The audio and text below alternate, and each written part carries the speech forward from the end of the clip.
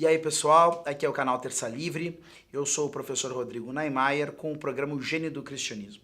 Nesse primeiro episódio falaremos do que vem a ser o gênio do cristianismo, ou seja, a maneira cristã de fazer as coisas, de influenciar na cultura, na política, nas artes, em todos os aspectos. Afinal de contas, aonde os cristãos estão, eles farão as coisas à medida da sua fé. Solta a vinheta.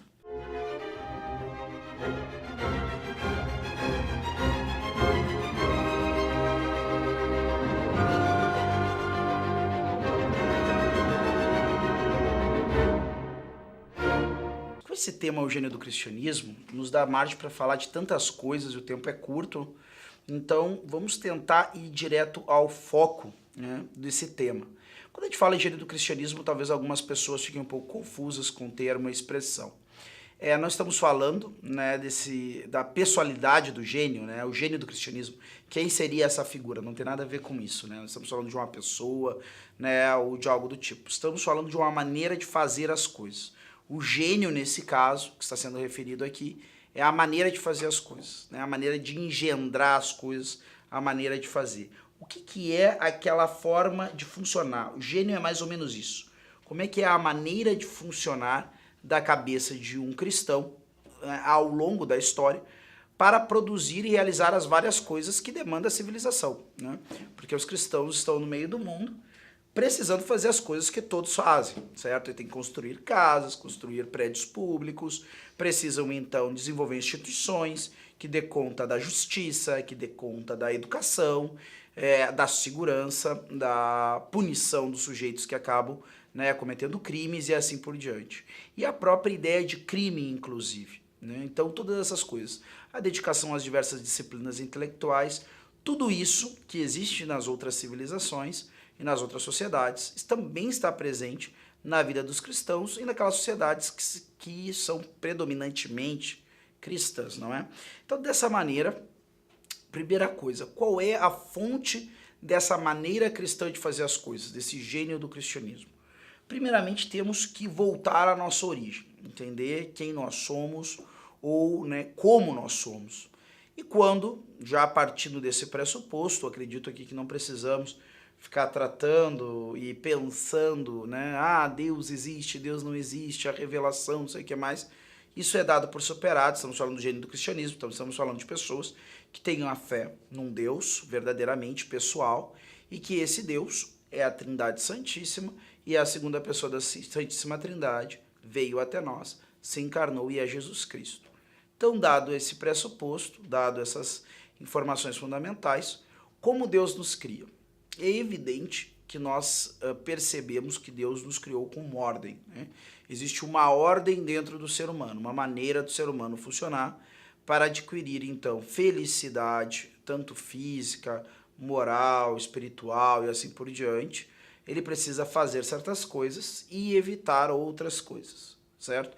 Isso todos nós percebemos ao longo da nossa vida, mesmo aqueles que não têm proximidade com a religião, um grande exercício filosófico, vão perceber que existem coisas que te levam para a felicidade e outras coisas que não. Essa ordem com a qual o homem foi criado por Deus o leva naturalmente a querer ordenar as coisas que estão à sua volta. Isso é quase que um instinto humano. Ou seja, por isso os seres humanos acabam então, né, querendo organizar o ambiente onde estão e sempre vão alterando esse ambiente. Tem em si uma série de ideias de como deveria ser o mundo ou as coisas, pensam objetos que possam facilitar a sua vida e assim por diante. Isso é fruto dessa personalidade e da capacidade de perceber a harmonia que existe em si, que Deus deu ao homem. Isso, dentro da teologia, é considerado um dos atributos, né, da alma imortal. Ou seja, o homem tem essa alma imortal, então por isso ele consegue perceber essas coisas. Ele tem essa consciência e a capacidade de desejar melhorar as coisas. Nisso ele participa dessa característica criadora de Deus. O homem subcria, isso é a expressão usada inclusive pelo escritor de O Senhor dos Anéis, o J.R. Tolkien, onde ele fala que o homem é subcriador. Essa questão de ser subcriador não está presente só na imaginação literária, mas está presente no homem sempre quando ele deseja melhorar de alguma forma a criação. Geralmente as pessoas alteram as coisas porque pensam que com essa alteração as coisas ficarão melhores. Se nós vamos olhar os demais animais, qual é a diferença entre um tigre de agora e um tigre de 500 anos atrás? Olha, tirando alguns elementos, talvez alguns cientistas talvez levante um outro tópico de mudanças muito pequenas do ponto de vista genético, ou sei lá, alguma coisa que seja um elemento natural da evolução, é praticamente nenhuma. Você não vê esses animais ou nenhum animal vivendo numa sociedade significativamente diferente ao longo dos séculos, enquanto o ser humano teve inúmeras mudanças ao longo do século. Justamente porque ele participa dessa qualidade divina de querer organizar e melhorar a criação. Então ele vai querendo sobrecriar. E o ser humano vai vendo que em si tem essa ordem e vai querendo ordenar as coisas à sua volta. Se você vai fazer a experiência, inclusive, de olhar por uma série de letras, né, todas elas colocadas em quadrado, imagine, né, um quadro de letras como esses que tem de caça-palavras, naturalmente seus olhos vão procurando as letras, organizar aquelas letras, de maneira que elas formem palavras que façam sentido. Quando nós olhamos para uma coisa que não faz sentido, ou que parece que está ali de maneira aleatória, nos causa um desconforto ou ainda um desinteresse. Então as coisas aleatórias, as coisas colocadas de qualquer jeito, quando não causam um desconforto em concreto, podem causar mesmo uma indiferença. Bom, isso aqui é simplesmente feio ou simplesmente bagunçado. O homem tem um desejo pela ordem. E a fonte, a origem dessa ordem é naturalmente Deus. Agora, qual é o nosso problema em concreto? Tá? Em princípio, a gente, claro, o homem foi criado perfeito com essa coisa dessa ordem toda, mas sabemos que existe a questão do pecado original. Ou seja, o homem faz algo contra a sua natureza, contra a razão, contra a verdade, e com isso coloca dentro da sua natureza uma desordem, uma bagunça. Então, ou seja, ao mesmo tempo que o homem tem em si uma organização, uma ordem, um logos, um sentido, ele tem, por outro lado, também, né, uma coisa que está meio desajustada. Algo que meio que o acaba sabotando. Ele tem em si um elemento de autossabotagem. Então, nem sempre, quando o homem deseja criar algo ordenado, essa coisa, mesmo que tenha algum elemento de ordem, sempre acaba tendo algum elemento de desordem, que acaba levando isso à corrupção. Nada que o homem cria sozinho é eterno. Tudo tem um período de duração, aonde vai naturalmente caindo em decadência até que acabe sumindo, ou então praticamente sumindo, desaparecendo. Até porque o próprio homem é isso, não é? Se a gente parar para pensar, nós, especialmente nós, não somos eternos, né, nesse sentido que nós conhecemos aqui da nossa matéria. Uma hora morremos, a alma humana sim é eterna, mas isso que nós temos aqui, né, de material, um dia morre, certo? Precisando então de um outro auxílio para poder voltar a existir. E aí é que está o ponto. Essa ordem perfeita que o homem busca, que o homem procura, ela só reside em Deus. Só Deus possui em si, e Ele mesmo é, essa ordem perfeita, essa ordem absoluta que leva o homem à realização dos seus grandes desejos, que é o quê? A perfeição das coisas e a eternidade das coisas perfeitas. Então essas duas coisas. O homem busca que as coisas sejam perfeitas e buscam que nessa perfeição elas sejam eternas. E o problema é que ele percebe que só com seu esforço ele não consegue nenhuma coisa nem outra.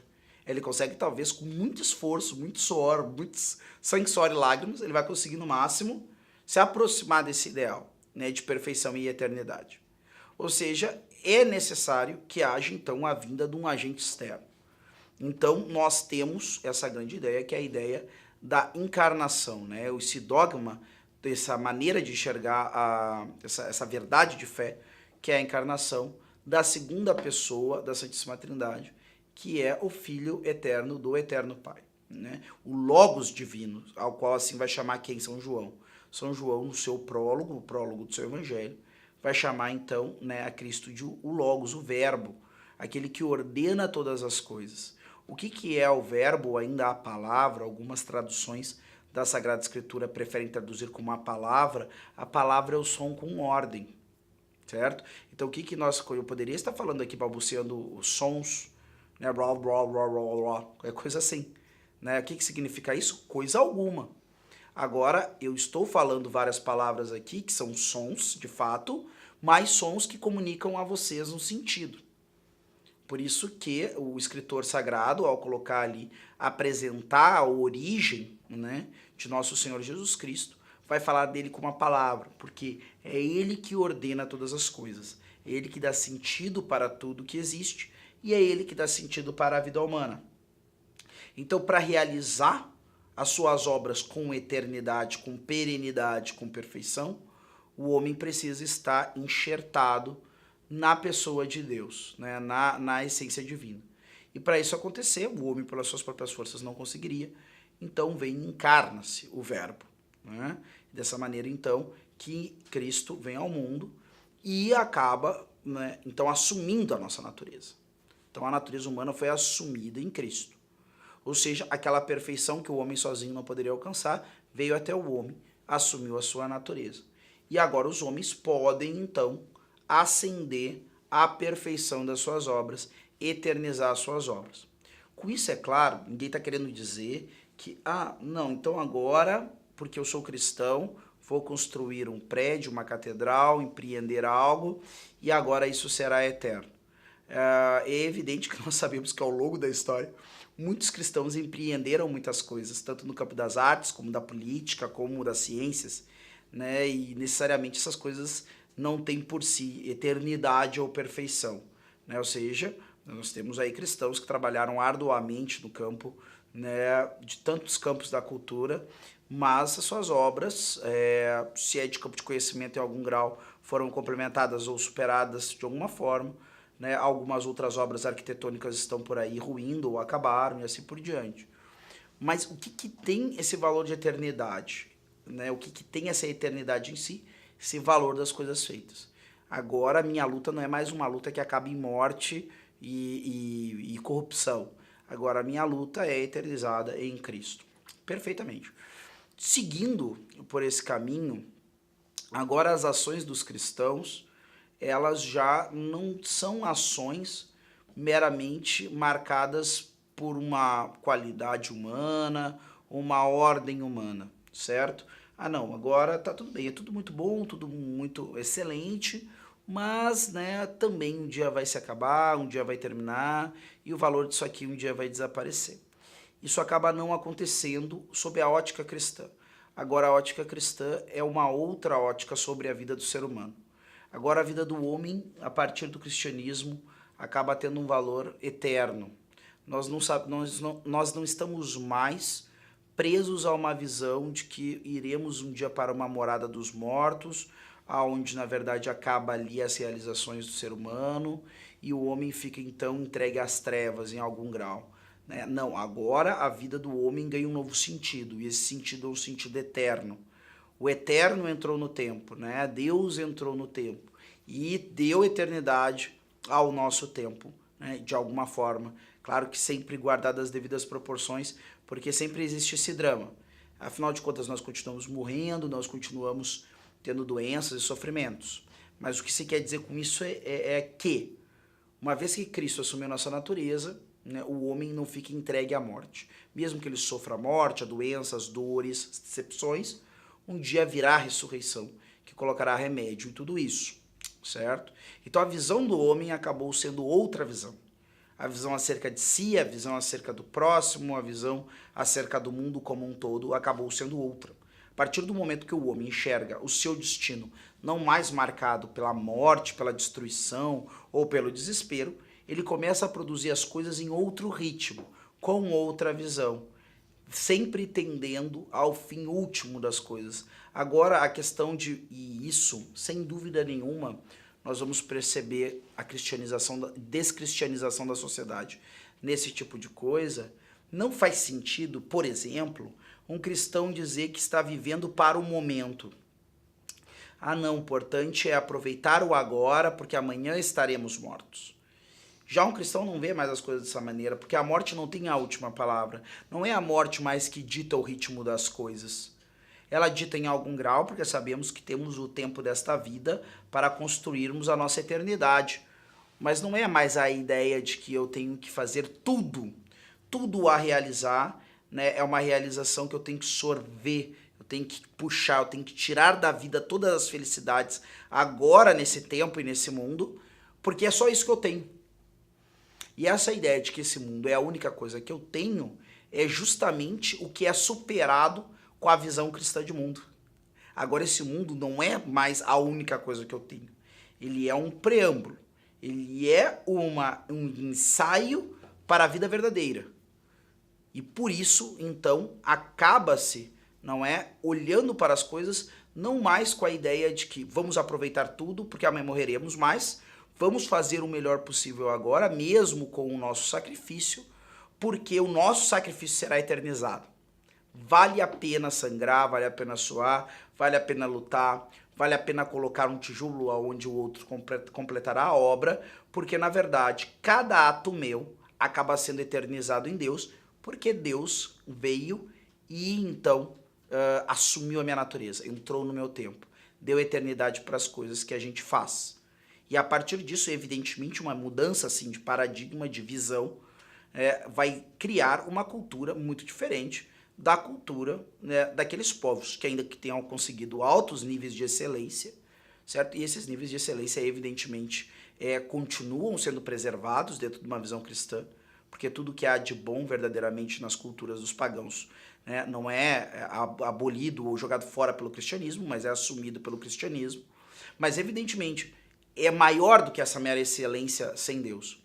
Porque por mais excelente que tenham sido os atos desses povos, fora de Deus, eles não têm como alcançar esse caráter de eternidade. Na sequência, vamos ver, então, como, em concreto, isso acaba influenciando cada vez mais ao longo da nossa história, da nossa civilização, essa ideia de perenidade, de eternidade, que o cristianismo trouxe para as culturas aonde chegou. Vamos fazer uma pequena parada para os comerciais e voltamos em seguida. Uma pergunta honesta e sincera. Quanto você gasta com educação? Eu não quero saber o quanto o Estado gasta, mas o quanto você gasta. Analisando todos esses gastos, você é capaz de me dizer o que está acontecendo de fato com o Brasil?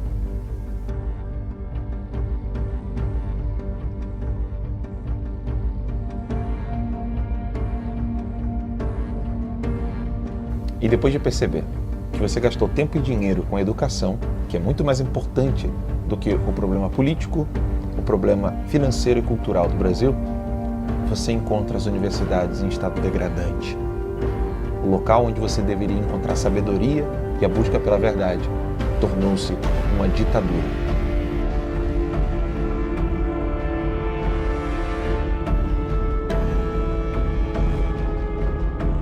Conscientes de tudo isso, nós do Terça Livre TV denunciamos todos esses problemas que ocorrem na educação brasileira, na política, na cultura e na economia. São mais de 10 milhões de acessos por mês em todos os nossos meios de comunicação, nas redes sociais. Entretanto, denunciar e reconhecer este problema no Brasil não é o suficiente. Para isso, nós reunimos os melhores professores para que você, que está cansado de ver a educação se resumindo a um pedaço de papel, possa encontrar de fato a sabedoria e a busca pela verdade. Não perca nenhuma chance. Assine ainda hoje o Terça Livre Academia.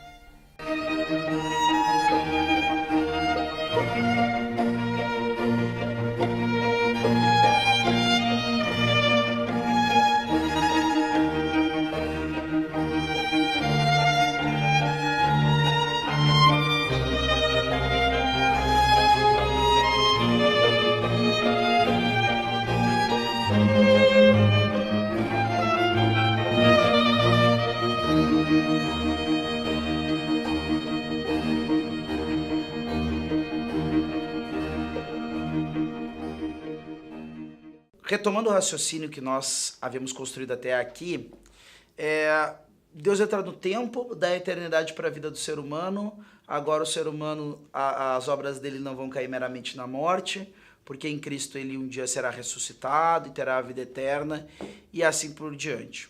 Mas tem um elemento importante também a ser visto nessa questão de ordem, né? A ordem da qual nós estamos falando não significa absolutamente, e é por isso que a gente estava falando antes, da questão do ser humano, muitas vezes tem uma visão um pouco limitada, ou errada mesmo, do que é a ordem, do que é o sentido. Não significa ter tudo perfeitinho no plano, certo? Às vezes nós somos um pouco tacanhos, um pouco limitados, e a gente acha que tudo tem que sair exatamente como está no script, né? como está no schedule, como está ali, né, na planilha. Se não sair assim é porque as coisas não estão perfeitas.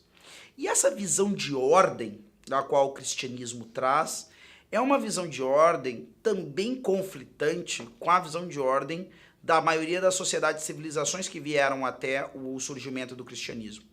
Por quê? Porque assim como todos nós temos a tendência a supervalorizar aqueles elementos de poder, prazer, né? Poder, prazer e um elemento que move essas duas coisas, ou que facilita a aquisição dessas duas coisas, que é a questão do dinheiro. Até hoje em dia, a gente vê que o grande debate político muitas vezes acaba se resumindo à questão da economia, certo? Então, quando vai ter um candidato à presidência, uma das primeiras coisas que as pessoas querem saber é quem é que vai ser o ministro da economia, quem vai ser o ministro da fazenda, quem é que vai ser cuidar dessa parte, certo? E nem tudo na vida de uma civilização, certo, se resume a isso. E diga-se de passagem, essa nem é a parte mais importante. Alguns vão até rasgar as vestes agora, né, quando eu tô falando isso. Mas por que eu digo que não é a parte mais importante? Porque se a gente parar para pensar que o esforço econômico é fruto do bom senso das pessoas, em grande parte, tanto do Estado como das pessoas que colocam, né, o governo, né, para gerir o Estado, certo? Nós veremos, então, que a reta visão da realidade vai naturalmente gerar uma economia próspera. Agora, o contrário não é verdadeiro. Não é uma economia próspera por qualquer motivo acidental que vai gerar uma reta visão da realidade, certo? Nós percebemos que hoje em dia o aumento da técnica, certo? E o aumento, né, das possibilidades que nós temos materiais, ao invés de resultar numa maior caridade, preocupação com os demais, preocupação em receber verdadeira cultura e buscar a verdade, tem feito sujeitos cada vez mais querendo manipular a realidade para ignorar os acidentes que mais evidentemente nos mostram o que as coisas são, certo? Não vou entrar em pormenores dando exemplos, mas vocês podem ver, as pessoas hoje em dia estão negando as coisas mais óbvias, inclusive nos seus corpos, certo? Então nós estamos diante dessa realidade, e isso seria impensável em outros momentos, se não houvesse possibilidades técnicas e econômicas que nós temos. Então a ideia de você ter uma cultura fundada na verdade, ela é mais importante até do ponto de vista econômico, certo? E da prosperidade de uma cultura, de uma nação, do que ter determinados acidentes, certo? Ser, né, ter muito minério de algum tipo precioso, ou ser próspero em algum tipo de cultura X ou Y e assim por diante. Então aqui a gente não está falando de coisas, legal, bacana, vou me preocupar com essa questão da maneira cristã de produzir cultura, né? Depois que a gente tiver resolvido outros problemas, depois que a gente resolveu o problema da segurança, depois que a gente resolveu o problema do dinheiro, depois que a gente resolveu o problema não sei o que mais. É evidente, não é, que essas coisas têm que ser resolvidas em algum grau, que a gente não pode esperar uma mudança cultural completa e aí deixar as pessoas sendo assaltadas à torta direito e a economia da nação, né, se perdendo, certo? Mas esse cuidado com a maneira reta de fazer cultura, e é disso que nós estamos falando aqui quando falamos de Eugênio do cristianismo, da maneira reta de produzir a cultura, uma cultura que aproxime os sujeitos da verdade, certo? Isso aí é a pedra de toque e a base fundamental para a gente conseguir a prosperidade como comunidade nacional, como indivíduos, como sociedade e em todos os aspectos, não é? Então a gente está dentro desse campo. E o cristianismo naturalmente vai contrariar aquelas visões clássicas acerca do que é que um povo deve buscar, por um elemento fundamental que entra na jogada. Nós não estamos falando meramente da ordem ou do logos, da qual falaria Heráclito ou algum dos filósofos clássicos. Nós estamos falando disso encarnado, né, pessoalizado, numa pessoa, e essa pessoa é Jesus Cristo. Sendo assim, naturalmente, esta pessoa nos dá pela sua vida o exemplo cabal, o exemplo fundamental, o exemplo definitivo acerca de quais são os valores absolutos da vida humana. E o gênio do cristianismo seria propriamente esse esforço, né, que cada indivíduo tem, cada indivíduo, né, que fez esse encontro com Jesus Cristo e teve a sua conversão, né, a reunião desses esforços, certo? Essa maneira conjunta, né, de realizar as coisas para favorecer o aprofundamento desse encontro, acaba gerando uma maneira de fazer as coisas, certo? Ou seja, os cristãos buscando serem cada vez mais parecidos com Jesus Cristo, que é o verbo, que é o logos, que é a ordem em si, vão cada vez mais, né, encontrarem-se em práticas semelhantes, tá? Então, ou seja, as culturas cristãs, via de regra, vão ter certos traços semelhantes, porém com claras diversidades, porque os seres humanos são desiguais por natureza, tá? Algumas pessoas dizem, os seres humanos são todos iguais. Olha, eles são iguais na sua dignidade, mas a natureza do ser humano é ser desigual, né? Ele tem uma igual dignidade, e evidentemente, toda pessoa humana tem uma dignidade que começa no momento da concepção e termina na hora da sua morte natural, entre aspas, né? Terminaria então o tempo, né, dessa pessoa no mundo. Essa dignidade, ela abrange todos os períodos dessa vida dessa pessoa. E ainda assim, depois da morte, nós temos que ter o cuidado com os restos dessa pessoa, conforme foi, né, parte da personalidade humana de alguém. Agora, esse elemento, né, de diferença entre os seres humanos também é algo que tem que ser levado em consideração. Então, quando a gente fala que a cultura cristã ela tem certos elementos em comum, certo? Nós não podemos esquecer que ela sempre também terá certos elementos divergentes, porque os seres humanos são diferentes entre si. Tá? Porém, temos que ter muito claro, uma verdadeira cultura cristã, ela não tem, né, o gênio do cristianismo, ele se apresenta muitas vezes em consonância com tudo que há de bom nas outras culturas cristãs ou não, porém, ao mesmo tempo, ele diverge radicalmente no que essas culturas têm de mal ou depravado, ou mesmo que ainda não chegaram à compreensão daquilo que Cristo revelou. E aí nós vamos, com um grande arremate dessas ideias iniciais, colocar aí um elemento que talvez não tenha, ou aparece quase de maneira muito velada, dentro daquele patrimônio clássico dos antigos filósofos gregos e tudo mais, que é a ideia da caridade. Tá? A caridade, a cultura cristã, ela não é simplesmente a busca da ordem, ela é a busca da ordem na caridade, ou ainda a caridade é o tipo próprio da ordem cristã. Tá? Então esse é um elemento que, se a gente não falar disso, tu não tem como falar de gênio do cristianismo. Gênio do cristianismo sem o elemento caridade é falácia. E aqui eu não estou falando só de obras de misericórdia, fique muito claro, certo? Vestir o nu, abrigar o sem-teto, consolar o aflito, aconselhar, né, os indecisos, né, educar os ignorantes, sepultar os defuntos e tudo mais. Isso são obras de misericórdia, certo? Mas quando nós estamos falando de caridade, nós estamos falando do elemento distintivo absoluto do cristianismo, certo? O que é essa caridade? A caridade é o amor que fica feliz em amar. Ponto. Tá feliz por quê? Porque vai ter retorno desse amor? Porque as pessoas vão gostar de mim? Porque então, né, sei lá, o que acaba acontecendo? Eu vou ter alguma vantagem no final das contas? Não, na verdade, a caridade é aquele amor que ele está feliz por amar. Ponto. E por que os cristãos podem, então, manifestar esse tipo, né, de atitude? Porque eles são amados primeiro, certo? Porque eles são amados primeiro. Deus é aquele que sempre ama o homem primeiro. E o homem responde esse amor. Ou seja, o cristão ele não tem que ficar preocupado em receber retorno do amor das criaturas, porque ele tem em Deus todo o amor da qual necessita. O que ele precisa agora é amar a Deus e amar os outros por Deus. Amar Deus nos outros. Esse é o grande distintivo do cristianismo. E é para isso que caminhou todas as expressões culturais que nós podemos dizer que foram inspiradas no cristianismo. Ou seja, muitas vezes nós vamos contrariar com o nosso proceder cristão a todos os sujeitos. A cultura cristã, dependendo do ambiente onde ela está, ela é contrariada, ela contraria todo mundo. Certo? Que nem uma amiga uma vez estava me falando isso, que é uma conclusão que ela chegou, certo? Alguns, né, me criticavam, me botavam um rótulo determinado X ou Y, o pessoal do X ou Y me botava o outro rótulo, do rótulo contrário, né? Aquela coisa, aquele ping-pong direita, esquerda, né? Às vezes acaba acontecendo. Não, isso é de direita, isso é de esquerda, vai um para um lado, outro para o outro. Né? E eu jogando ela de um lado para o outro, mas ela disse assim, no final das contas eu vi que só estava sendo católica ou cristã mesmo. Porque o cristianismo também é essa realidade, isso que às vezes as pessoas não compreendem, certo?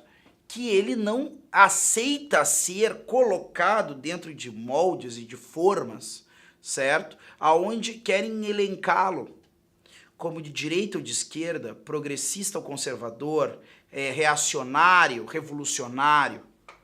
O cristianismo, ele contém em si todas as atitudes humanas, porque ele contém em si a essência do que é o homem, aquilo que os homens não sabem de si mesmo.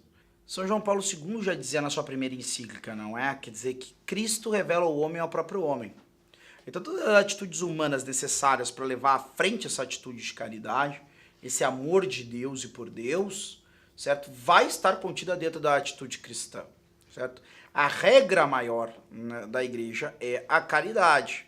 Na verdade, isso aí tem que ficar muito claro, a caridade nunca degride, ela nunca discorda da verdade, certo? Então, às vezes, um dos arquétipos mais bestas que aparecem dentro das histórias, a gente percebe que uma história ela tem um fundo que tende a não ser cristão, apesar que o autor pode dar uma solução cristã para a história, mas no mínimo a atitude do personagem não é uma atitude cristã, é a atitude: vou fazer uma coisa pérfida, uma coisa errada, uma coisa malvada, para conseguir então uma coisa boa, para salvar a minha esposa. É coisa de Star Wars, né? Ah, não, vou lá fazer tal coisa para então salvar a fulana, né? Vou entrar pro lado do mal, então aí eu vou ter um poder que daí eu vou conseguir salvar o mundo. Porque eu acredito que o mundo tem que ser desta maneira aqui que eu acho, certo? E aí é que entra o grande elemento da cultura cristã, do gênero do cristianismo, que essa caridade sempre compreende, quando nós estamos nos relacionando com Deus e com os demais, em confiar naquilo que foi revelado, certo? E isso demanda o quê? Uma confiança. Às vezes não faz sentido nenhum. A cruz não faz sentido nenhum. E o que está cravado, né, na experiência do cristão? O mistério pascal. A cruz. Já vai dizer os cartuchos: o mundo gira, mas a cruz permanece. E a cruz é uma loucura. A ideia de que o Salvador vai ser trucidado por uma súcia, né, por uma soldadesca romana no fim do mundo, um grupo oligárquico ali de gente que se acha, né, os senhores da verdade, em algum grau eram mesmo, Cristo mesmo vai dizer, estão na cátedra de Moisés, ou são eles, mas não sigam seu exemplo, porque eles dizem, mas não fazem, certo? E aquele homem trucidado, certo, derrotado, humilhado. A derrota de Cristo na cruz é completa, é uma derrota material, política e moral, não tem o que dizer, né? A derrota que abrange todas as derrotas ali, certo? E é dessa derrota, é dessa falência geral, né, que vai surgir, então, a nossa salvação. Ou seja, o cristão, ele está diante da decisão de confiar em Deus, mesmo que todos os elementos materiais o digam o contrário para ele. Todos os elementos à sua volta dizem para ele: não, você perdeu, você foi derrotado, não tem mais esperança para você, certo? O teu mundo acabou, né? Meu mundo caiu, diz a canção, e já era. E mesmo assim, ele permanece confiando naquilo que é a promessa divina, certo? E quando esse tipo de pensamento entra dentro das maneiras de fazer cultura e das instituições culturais, naturalmente as sociedades irão se comportar e fazer as coisas de uma forma nova, não só de uma maneira boa. Ah, não, é uma maneira boa que as pessoas já fizeram em outros lugares. Temos que entender que a sociedade e a civilização que o gênio do cristianismo produziu é uma civilização inédita, certo? Basta que nós observemos ou mesmo façamos a experiência de viver em locais que não tem como substrato a cultura cristã para ver as diferenças viscerais que existem, diferenças profundas na maneira de encarar a vida, na maneira de encarar o trabalho, na maneira de encarar as relações sociais, na maneira de encarar os mais frágeis, as mulheres, as crianças, os deficientes, os pobres e assim por diante, certo? Todas essas coisas, a gente vai ver a diferença fundamental que existe entre essas culturas e a cultura cristã. E como hoje em dia diversas conquistas, inclusive conquistas, né, que são muito reputadas pelos progressistas, coisas que muitas vezes os progressistas acabam levantando e tudo mais, em relação ao direito das minorias e assim por diante, que é algo que até tem uma raiz boa na ideia de defender o fraco e o pobre. O problema é quem está sendo apresentado como fraco e pobre e por que motivos, certo? Seria impensável esse tipo de realidade em locais onde não tivesse o cristianismo como substrato. Chesterton vai dizer que o grande problema na nossa sociedade não é a ausência das virtudes cristãs, mas a questão das virtudes fora de lugar. Então imagina que existem diversas virtudes que estão presentes, né, em algum grau, de maneira latente lá no ser humano, no profundo dele, abafado por muitas coisas ruins, né? E aí então o cristianismo vem e traz à tona essas virtudes. Mas não simplesmente traz à tona as ideias virtuosas, mas também coloca elas em ordem, cada coisa no seu devido lugar, né? O momento da dureza, o momento da misericórdia e assim por diante. Mas só que o problema é que a nossa civilização, a nossa sociedade, parece que quer ficar com as virtudes, né? Poderíamos colocar muitas aspas nessas virtudes, mas ficar com as virtudes sem ficar com o virtuoso. Aquele que dá sentido para todas as virtudes. Aquele que faz cada coisa estar no lugar que precisa estar. Parece que nós estamos chegando nesse momento. O que é essa descristianização da qual muitos falam? Essa ausência do gênio do cristianismo em fazer as coisas, certo? Em grande parte, não é que sumiu a ideia positiva acerca das virtudes. É simplesmente porque as pessoas também estão colocando as coisas de maneira trocada, de maneira transversa, não estão entendendo onde é que é a hora da misericórdia, onde é que é a hora da rigidez, onde é que é a hora do sacrifício, onde é que é a hora do prazer, onde é que é a hora de todas as coisas boas feitas por Deus. No próximo programa, vamos conversar sobre como se deu esse enfraquecimento que nos levou, né, a essa crise, esse enfraquecimento do gênio do cristianismo e do fazer cristão na sociedade, que nos leva a esse momento crítico, onde muitas vezes nos questionamos se ainda somos uma sociedade cristã. Então aguardamos você no próximo domingo pela manhã. Até mais!